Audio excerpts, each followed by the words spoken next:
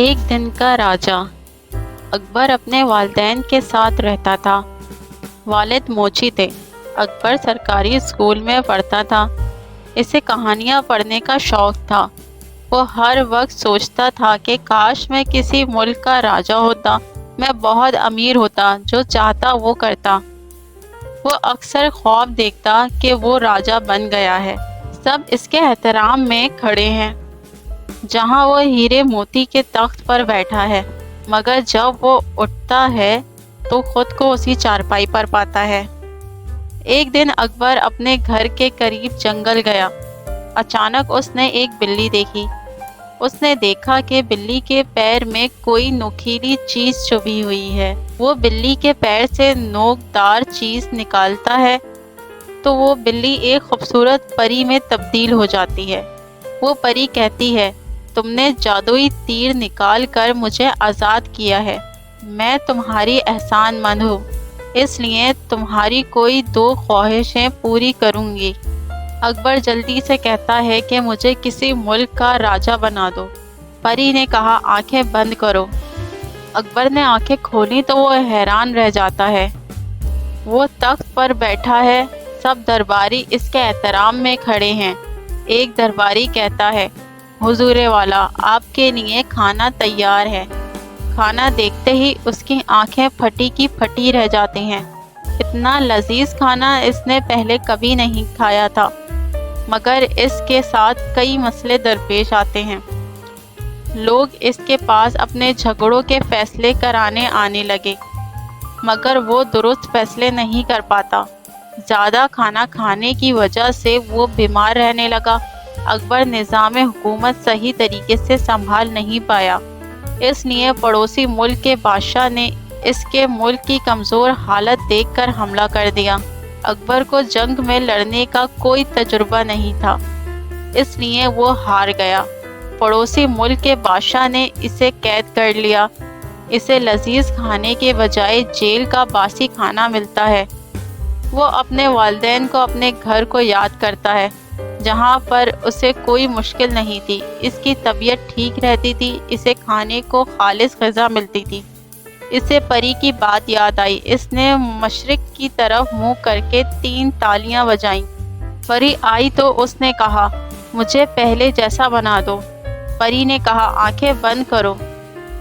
آنکھیں کھولی تو اس نے دیکھا کہ وہ اسی جنگل میں اور اسی حالت میں واپس آ چکا ہے۔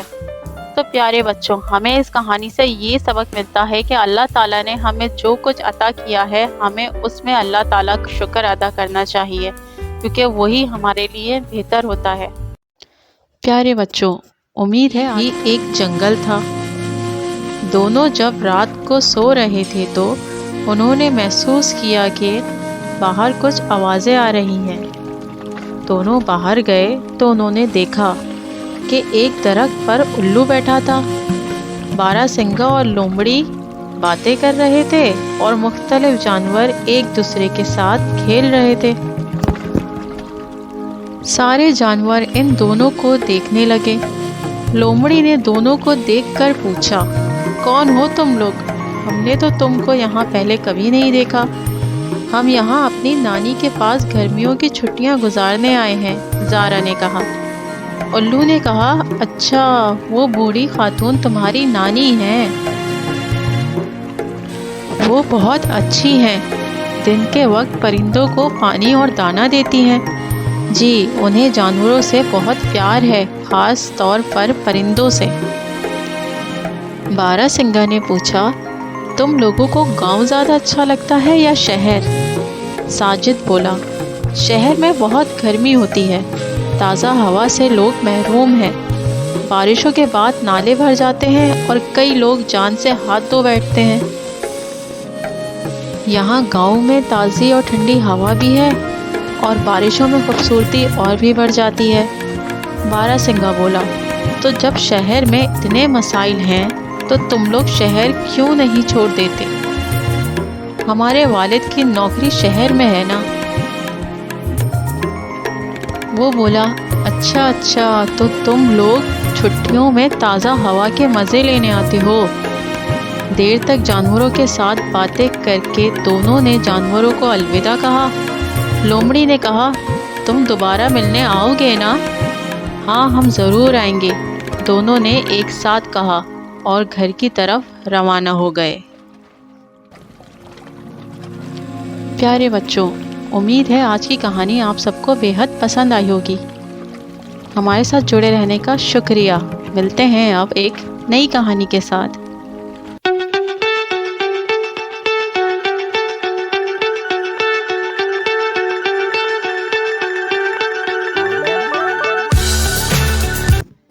کہانی ایک غریب کسان اور بادشاہ کی۔ ایک کسان جنگل سے گزر رہا تھا کہ شدید بارش کی وجہ سے پورے جنگل میں بہت کیچڑ تھی۔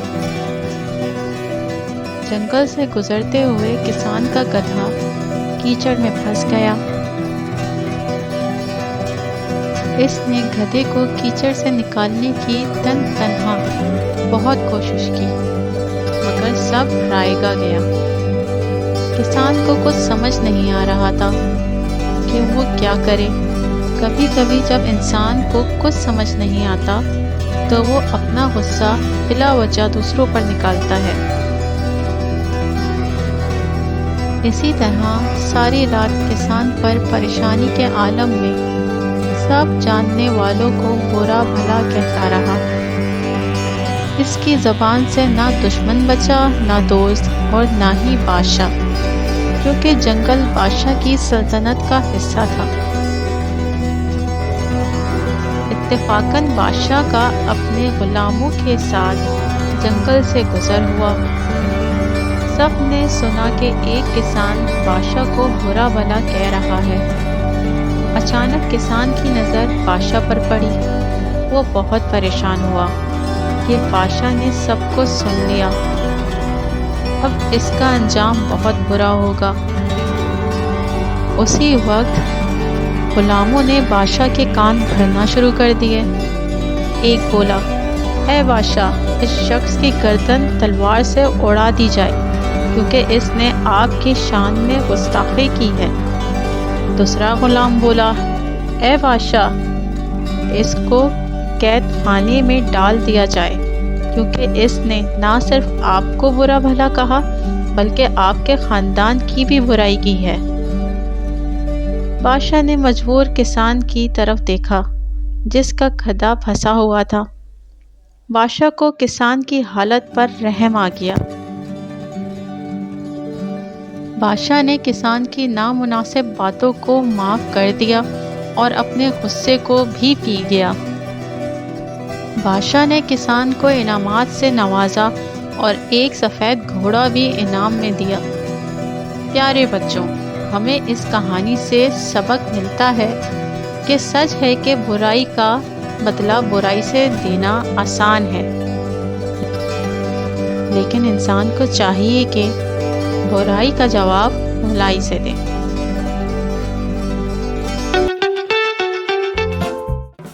حاضر دماغ۔ ایک قاضی صاحب نے اپنے شاگردوں کا امتحان لینے کے لیے ان کے سامنے ایک مقدمہ رکھا اور ان کو اپنی رائے لکھنے کو کہا۔ ایک شخص کے گھر مہمان آئے۔ اس نے ان کی خاطر مدارت کے لیے اپنے ملازم کو دودھ لینے بھیجا تاکہ مہمانوں کے لیے کھیر بنائی جا سکے۔ ملازم دودھ کا برتن سر پر رکھے آ رہا تھا کہ اوپر سے ایک چیل گزری جس کے پنجوں میں سانپ تھا۔ سانپ کے منہ سے زہر کے قطرے نکلے جو دودھ میں جا گرے۔ مہمانوں نے اس دودھ سے بنی کھیر کھائی تو سب ہلاک ہو گئے۔ اب ان کا قصوروار کون ہے؟ پہلے شاگرد نے کہا، یہ غلطی ملازم کی ہے، اسے برتن ڈھانپنا چاہیے تھا، لہٰذا مہمانوں کا قتل اس کے ذمے ہے، اسے سزا دی جائے گی۔ قاضی صاحب نے کہا، یہ بات درست ہے کہ ملازم کو برتن ڈھانپنا چاہیے تھا، لیکن یہ اتنا بڑا جرم نہیں کہ اسے موت کی سزا دی جائے۔ دوسرے شاگرد نے کہا، اصل جرم گھر کے مالک کا ہے، اسے پہلے خود کھیر چکھنی چاہیے تھی، پھر مہمانوں کو پیش کرنی چاہیے تھی۔ قاضی صاحب نے یہ جواز بھی مسترد کر دیا۔ تیسرے نے لکھا، یہ ایک اتفاقی واقعہ ہے، مہمانوں کی تقدیر میں مرنا لکھا تھا، اس میں کسی کو سزاوار قرار نہیں دیا جا سکتا۔ قاضی صاحب نے کہا، یہ کسی جج کی سوچ نہیں ہونی چاہیے۔ جج اگر مقدمات تقدیر پر ڈال دے گا تو انصاف کون کرے گا؟ چوتھے نے کہا، سب سے پہلا سوال یہ ہے کہ یہ سارا منظر کس نے دیکھا کہ چیل کے پنجوں میں سانپ ہے؟ کس نے سانپ کے منہ سے زہر نکلتا دیکھا؟ اگر اس منظر کا گواہ ملازم ہے تو وہ مجرم ہے، اگر گواہ مالک ہے تو وہ مجرم ہے، اگر گواہ کوئی نہیں تو جس نے یہ کہانی گڑھی ہے وہ قاتل ہے۔